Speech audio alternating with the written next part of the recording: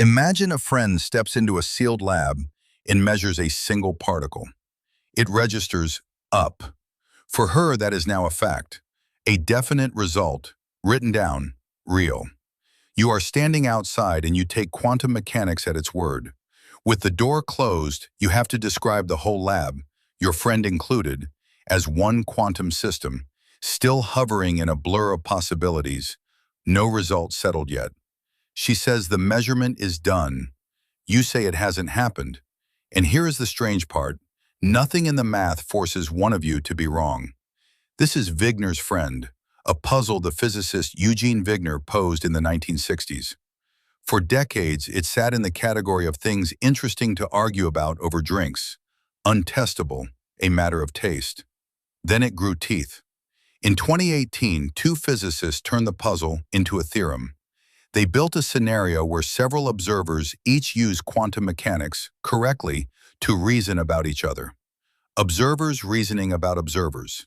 And they proved that if quantum theory applies to everything, including people using quantum theory, those observers can be led to flatly contradictory conclusions. One concludes the answer is definitely yes. Another, reasoning just as carefully, concludes definitely no. Their paper's title says it without flinching. Quantum theory cannot consistently describe the use of itself. That was on paper. Then it went into the lab.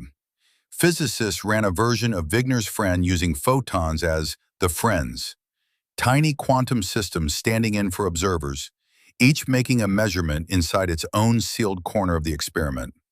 They compared the outcomes the way you would run a Bell test, against a limit that any theory has to obey if measurement results are absolute facts. The same for everyone. The limit was broken. A second team tightened the logic, closed more of the escape routes, and broke it again. So what has to give? Line up the assumptions. 1.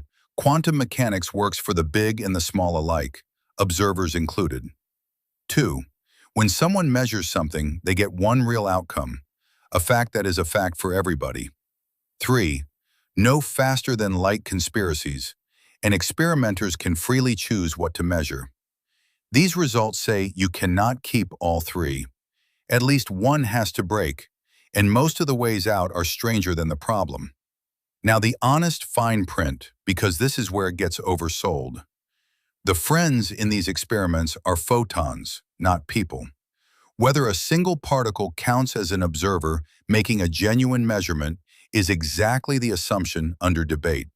And a respectable position is that it doesn't, that the paradox only truly bites for full-blown conscious observers no one can yet seal in a box.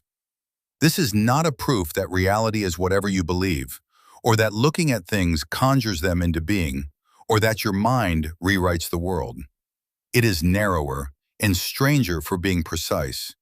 The idea that there is one shared set of facts, identical for every observer, is not something quantum mechanics is willing to guarantee. We move through life certain of one thing above almost all others, that what happened, happened, and it happened the same way for everyone who was there. Two people might remember a moment differently, but we assume there was one real event underneath.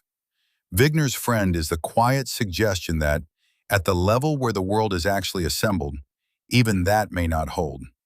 The measurement was done. The measurement was not done.